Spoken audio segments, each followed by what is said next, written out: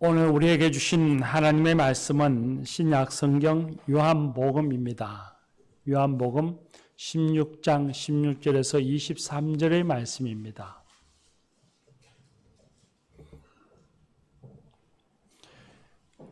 신약 성경 요한복음 16장 16절에서 23절의 말씀입니다. 신약 성경 175쪽에 있습니다. 이제 하나님의 말씀을 경청하시겠습니다. 조금 있으면 너희가 나를 보지 못하겠고 또 조금 있으면 나를 보리라 하시니 제자 중에 서로 말하되 우리에게 말씀하신 바 조금 있으면 나를 보지 못하겠고 또 조금 있으면 나를 보리라 하시며 또 내가 아버지께로 감이라 하신 것이 무슨 말씀이냐 하고 또 말하되 조금 있으면이라 하신 말씀이 무슨 말씀이냐 무엇을 말씀하시는지 알지 못하노라 하거늘 예수께서 그 묻고자 함을 아시고 이르시되 내 말이 조금 있으면 나를 보지 못하겠고 또 조금 있으면 나를 보리라 함으로 서로 문의하느냐 내가 진실로 진실로 너에게 이르노니 너희는 곡하고 애통하겠으나 세상은 기뻐하리라 너희는 근심하겠으나 너희 근심이 도리어 기쁨이 되리라 여자가 해산하게 되면 그때가 이르렀으므로 근심하나 아기를 낳으면 세상에 사람 난 기쁨으로 말미암아 그 고통을 다시 기억하지 아니하느니라. 지금은 너희가 근심하나 내가 다시 너희를 보리니 너희 마음이 기쁠 것이요 너희 기쁨을 빼앗을 자가 없으리라. 그날에는 너희가 아무것도 내게 묻지 아니하리라. 내가 진실로 진실로 너에게 이르노니 너희가 무엇이든지 아버지께 구하는 것을 내 이름으로 주시리라. 아멘. 이 말씀으로 하나님의 은혜 주실 줄 믿습니다. 세상에서 가장 슬픈 일이 사랑하는 사람과 죽음으로 헤어지는 것이라고 합니다. 사랑하는 사람과 죽음으로 헤어지면 남아있는 사람에겐 상실감이 말로 표현할 수 없어서 울음을 참기보다는 우는 것이 오히려 슬픔을 이길 수 있고 견딜 수 있다고 말합니다. 우리만 그런 것이 아니고 성경에 나오는 믿음의 사람들도 역시 그랬습니다. 창세기 23장에 보면 아브라함이 사랑하는 아내 사라가 죽었을 때에 그 슬픔을 견디지 못해서 애통하였다. 그렇게 말씀하십니다. 열왕기하 2장에 보면 수많은 기적을 행하였던 위대한 기적을 행하였던 하나님의 사람 엘리사 선지자가 자기를 불러서 선지자로 가르치고 지도해 주었던 성생 엘리사 선지자가 하나님의 부름을 받아 하늘로 올라갈 때에 그 슬픔을 이기지 못하여서 소리쳐 애통합니다. 나의 아버지여 나의 아버지여 이스라엘의 마병과 병거여 하면서 그렇게 소리를 부르짖어서 애통해 했습니다.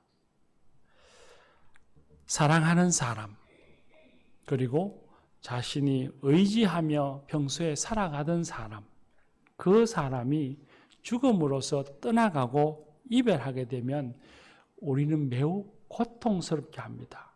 또한 저가 없으면 내가 어떻게 살아갈까 하고 근심하게 됩니다. 오늘 우리가 읽은 성경 말씀이 바로 그런 상황에서 주어진 주님의 말씀입니다. 예수님이 십자가에 죽으실 때가 되신 줄 아시고 제자들에게 말씀하시기를 14장에서부터 예수님이 말씀하시기를 내가 나를 보내신 아버지께로 내가 가리라 그렇게 말씀하십니다. 예수님이 제자를 떠나신다는 말씀이죠. 그리고 오늘 우리가 읽은 16절 말씀에는 이제 조금 있으면 나를 보지 못하겠고 조금 있으면 나를 보리라 말씀하셨습니다. 예수님의 이 말씀은 조금 있으면 내가 십자가에 죽음으로써 너희가 나를 보지 못할 것이고 그러나 시간이 조금 지나면 내가 부활하여 다시 너희를 보게 될 것이고 그리고 조금 후에는 시간이 흐른 후에는 너희와 육신으로 함께 있지 못하고 승천하여 하나님께로 내가 떠나가리라 하시는 말씀이었습니다. 근데 제자들은 예수님의 이 말씀을 이해하지를 못했습니다.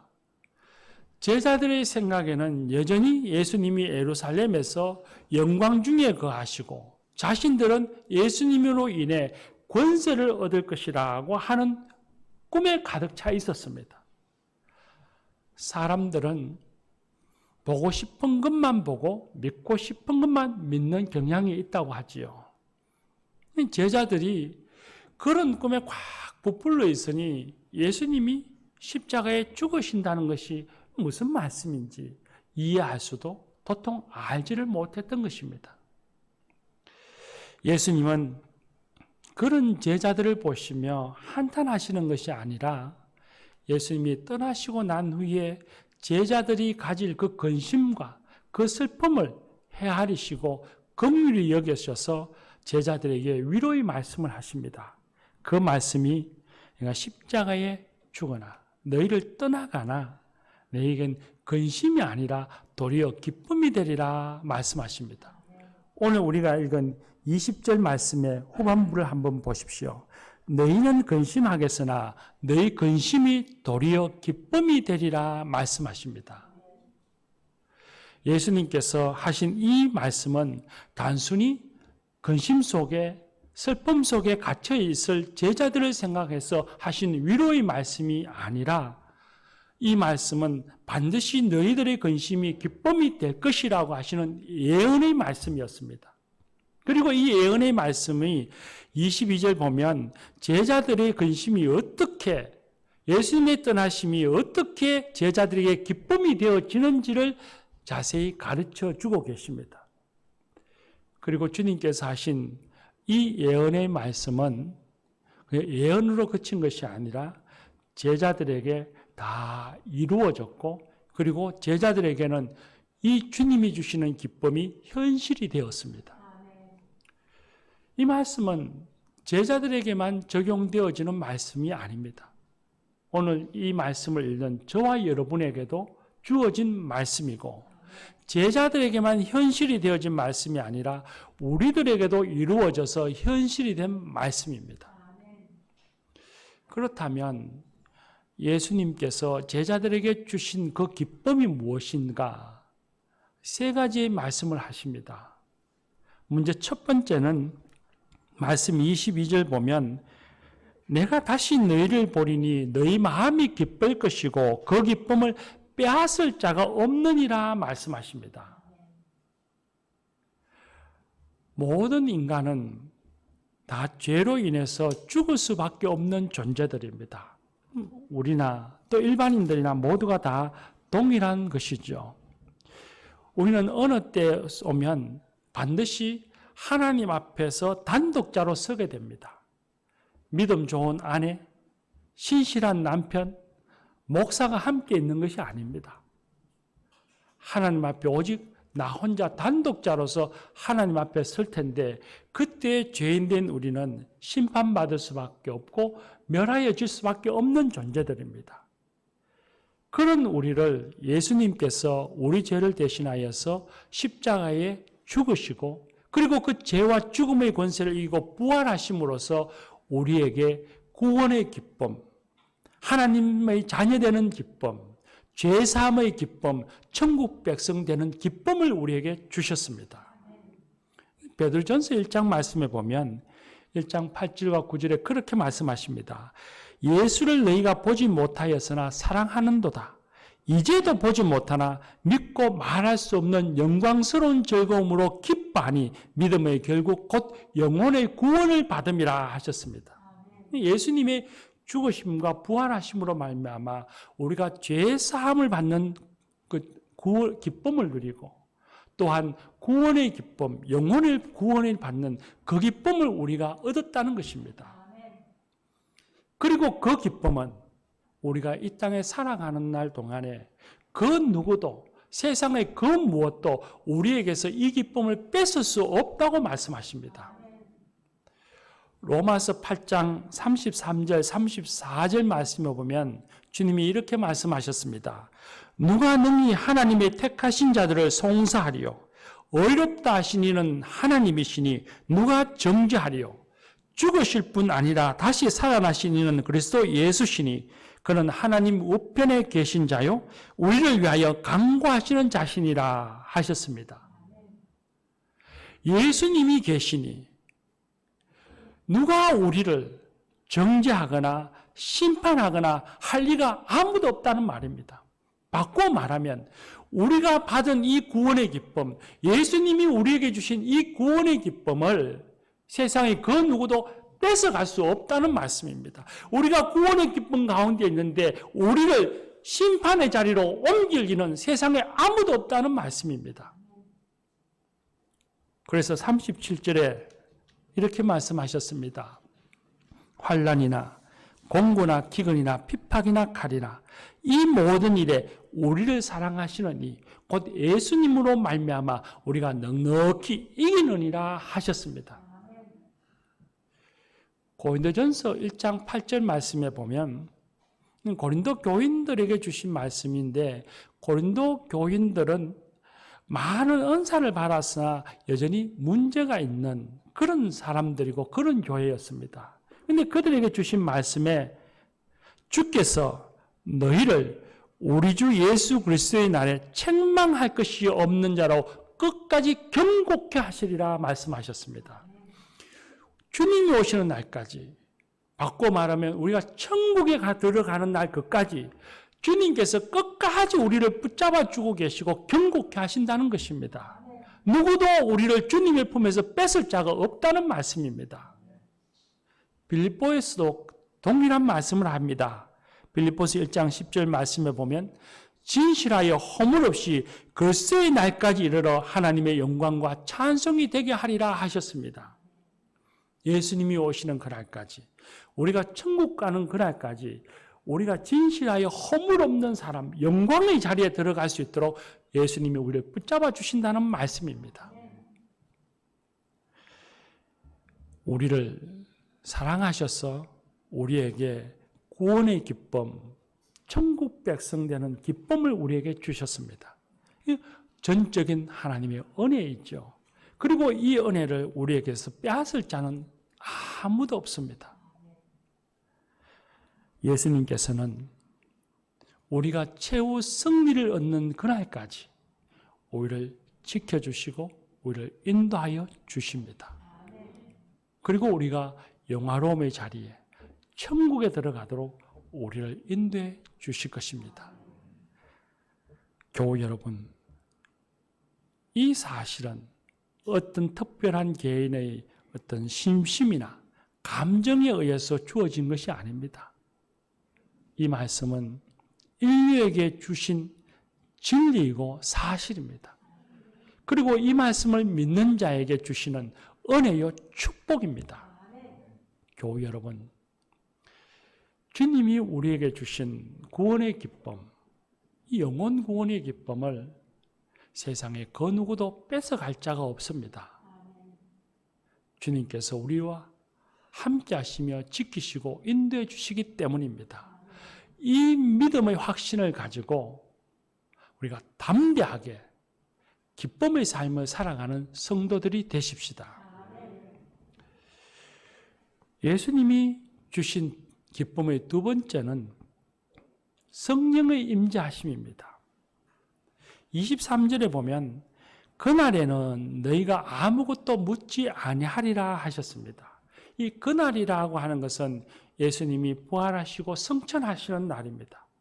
그날에는 너희가 아무것도 묻지 아니하리라 하시는 이 말씀은 16장 7절에서부터 주신 말씀과 이 연속선상에 있는 말씀입니다. 그 말씀은 이렇습니다. 내가 떠나는 것이 너희에게 유익하니 내가 떠나면 진리의 영이 너희에게 임하여, 즉 성령님이 너희에게 임하여서 너희를 진리 가운데로 인도하고 내가 한 것들을 다 깨달아 알게 하고 너희에게 알리겠습니다 하시는 말씀입니다. 성령님이 오심으로써 예수님이 하신 모든 것을 알게 하시고 진리의 길로 인도하시고 깨달아 알게 하시고 그 진리를 삶 속에서 체험하고 경험하는 기쁨을 주시겠다는 말씀입니다. 그러니 너희가 모든 것을 알아 묻지도 아니하리라는 하시는 말씀은 성령님이 임하셔서 너희들에게 진리를 깨닫고 진리가 체험되어지는 기쁨을 너희가 누릴 것이라는 말씀입니다. 이 말씀이 예언의 말씀으로 그친 것이 아니라 이 말씀이 다 이루어집니다. 사도행전에 보면 제자들에게 이 말씀이 이루어졌습니다.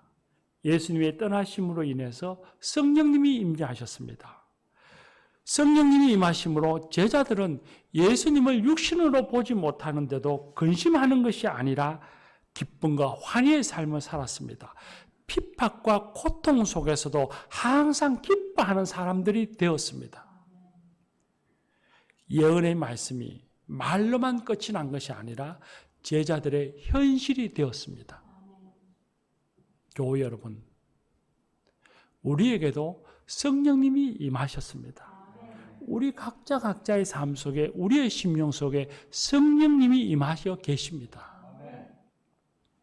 성령님이 임하시면 머리로 아는 구원의 기쁨, 구원의 은혜가 마음으로 믿어지는 확신을 가지게 됩니다. 객관적인 구원의 진리, 구원의 기쁨이 주관적인 내 기쁨으로, 내 은혜로, 내 가슴으로 다가오는 겁니다. 그때의 기쁨은 말로 형용할 수가 없습니다. 얼마나 기쁜지 하염없이 눈물은 흐르는데 슬픔의 눈물이 아니라 기쁨의 눈물을 흘립니다. 주체할 수 없어 눈물만 흘리는 것이 아니라 입술에 저절로 찬양이 나옵니다. 내가 받은 이 구원의 기쁨, 죄인된 나를 용서하시고 자녀 삼아주신 그 구원의 기쁨이 너무 기뻐서 누구를 만나든지 그걸 자랑하고 싶습니다. 말하고 싶습니다.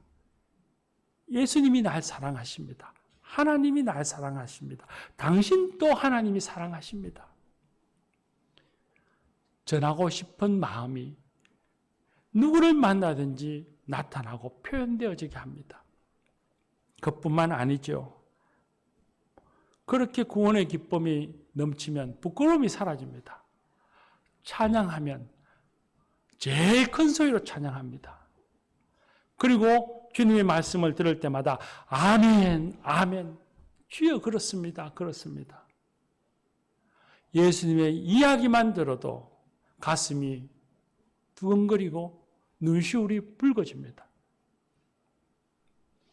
교우 여러분, 이제 우리가 신앙의 연륜이 쌓이고 신앙이 성숙해지고 또 절제의 은사를 받아서 이런 모습들은 나타나지 않을지라도 예수님이 주신 그 구원의 기쁨의 첫사랑, 그 처음 받았던 그 구원의 기쁨, 감격과 열정은 잃어버리지 않는 성도들이 되십시다. 성령이 임하시면 하나님의 살아계심이 말로만, 관념으로만 알던 것이 마음속에 확신으로 다가옵니다. 하나님을 부르면 하나님이 다가오셔서 나를 꼭 안아주시는 것 같은 느낌을 가집니다. 성령이 임하시면 살아갈 때에 하나님께서 나와 함께 하시고 내 걸음걸음을 지키시고 그리고 나를 도우신다고 하는 것을 느끼고 체험하게 됩니다. 살아가는 삶이 혼자 살아가는 게 아니고 하나님이 함께 하셔서 늘 나와 함께 하신다고 하는 것을 깨닫고 느끼는 겁니다. 성령님이 임하시기 전에는 매일매일의 삶이 그날이 그날입니다. 그렇지 않습니까? 밥 먹고 자고 일하고 또 집에 돌아오고 직장 가고 이 채바퀴 돌아가는 삶의 그날이 그날같이 그렇게 살아갑니다. 그런데 성령이 임하시면 하나님이 나를 붙잡으시고 내 삶에 간섭하고 계시니 그날이 아니고 매일매일이 특별한 날입니다. 매일같이 주님의 인도하심과 도우심의 손길을 내가 느끼고 체험하니 매일매일이 특별한 날이요 매일매일이 기쁨으로 가득 찬 날입니다.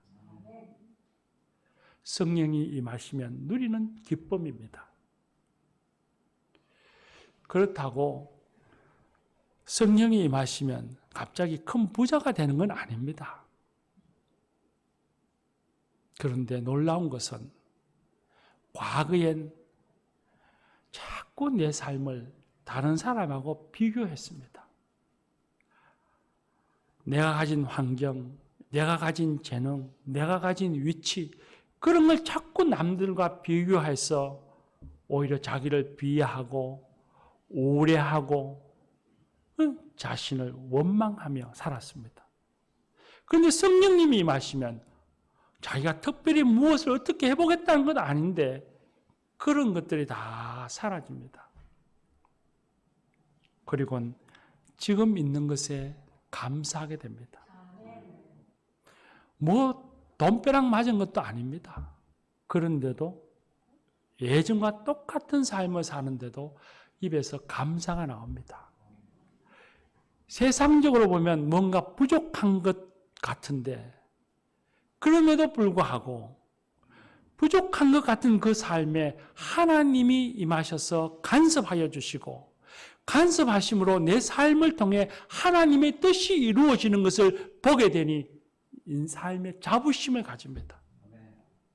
내 삶을 통해 하나님의 뜻이 이루어지는데 하는 자부심을 가집니다. 나로 인해서 누군가가 기뻐하고 복을 받는 것을 보게 됩니다. 그러니 할 수 있다는 자신감이 생깁니다. 성령의 교통하심으로 말미암아서 누리는 기쁨입니다. 근심 걱정이 사라지는 건 아니죠. 온전히 사라지는 건 아니고 또 어려움이 찾아오기도 합니다.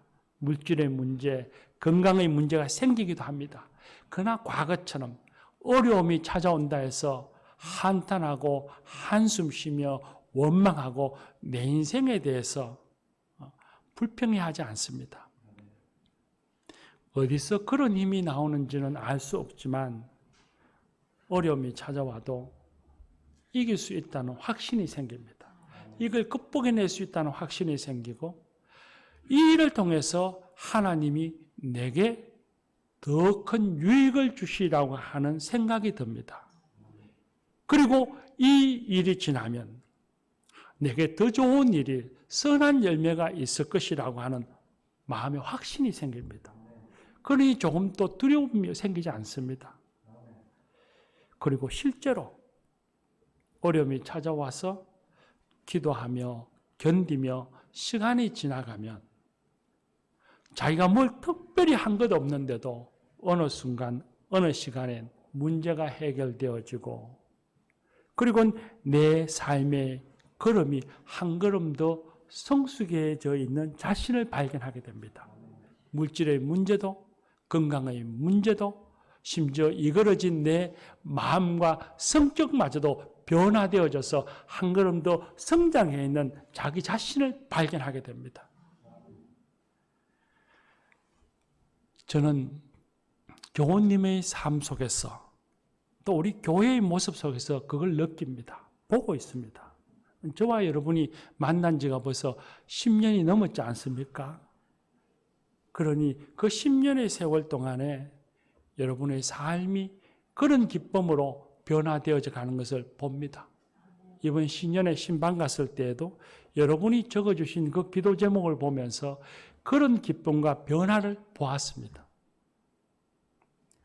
성령의 임재하심으로 말미암아서 삶의 변화를 가져다 주시는 그 기쁨을 우리는 누립니다. 교우 여러분, 우리에게 임하신 성령님과 날마다 교통하는 기쁨, 동행하는 기쁨을 누리며 살아가는 성도들이 되십시다. 세 번째, 주님이 떠나심으로 말미암으로 인해 우리에게 주신 기쁨이 있습니다. 하나님과의 관계가 변화되어짐으로써 우리에게 주어지는 기쁨입니다. 성경 말씀, 특히 구약 성경을 보면 마지막 구약 성경의 책 이름이 말라기서입니다. 그리고 말라기서 이후에 예수님이 오시기까지 약 400년의 시간 동안은 예수님이 말씀하시지 않습니다. 침묵하십니다. 그리고 예수님이 오심으로 말미암아 예수님이 십자가에 죽으심으로 인해서 그 예수님이 하나님의 말씀에 절대적으로 순종하심으로 인해서 우리가 예수님의 이름으로 하나님을 부르면 하나님이 우리에게 대답하십니다. 말씀하십니다. 우리가 기도하면 우리의 기도에 응답해 주십니다. 우리가 잘난 것이 있어서가 아닙니다. 이스라엘 백성들처럼 우리는 여전히 연약하고 어리석은 면이 있습니다. 하나님께서는 우리를 보시는 것이 아니라 예수님을 보십니다. 예수님을 보셔서 우리가 예수님 이름으로 기도하면 하나님께서 우리의 기도를 들어주시고 우리는 그 들어주시는, 응답해 주시는 그 놀라움의 기쁨을 충만히 가집니다. 오늘 우리가 읽은 말씀 23절, 또 읽지 못한 24절이 바로 그 말씀입니다.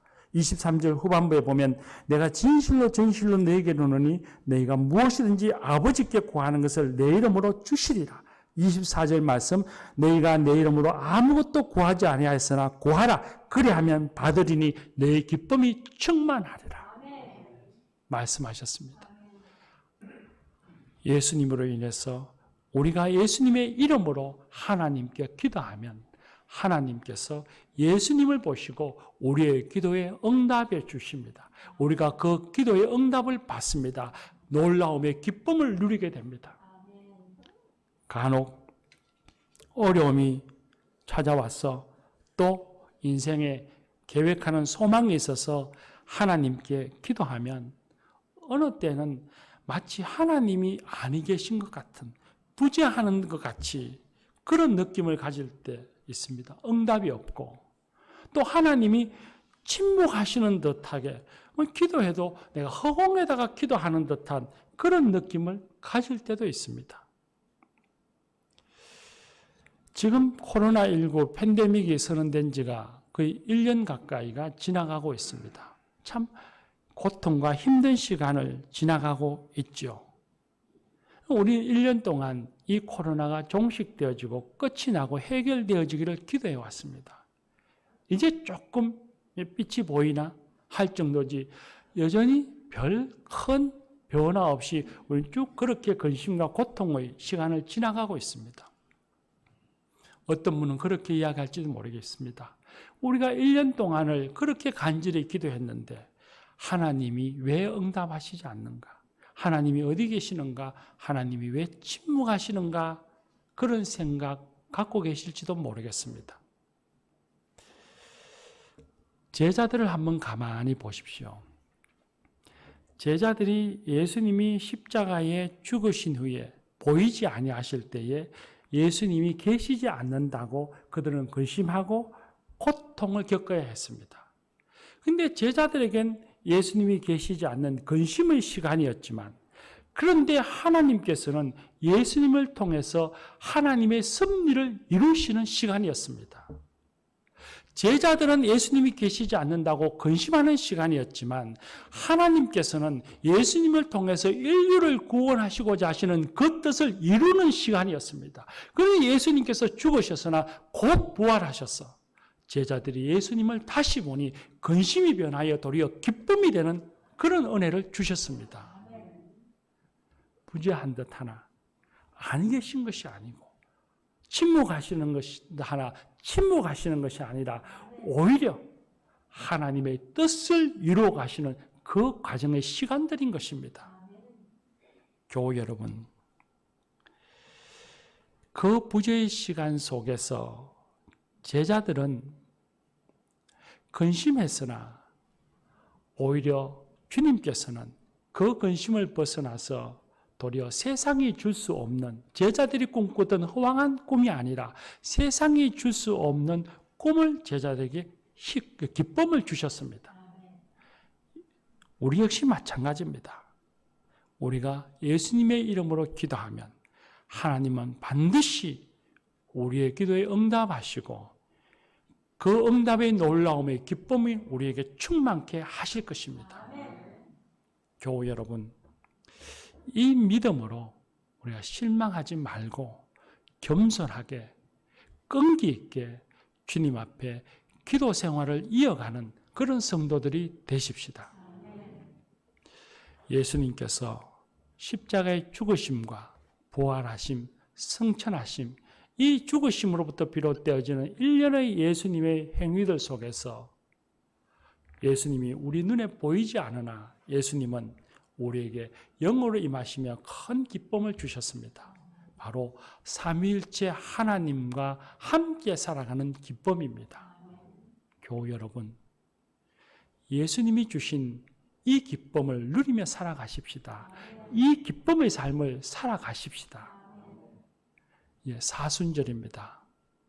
이 사순절에 우리에게 기쁨을 주신 주님과 교통하며 또 주님과 교제하며 더 깊은 교제를 향해 나아가는 그런 시기, 그런 기간으로 삼아 살아가는 우리들이 되십시다.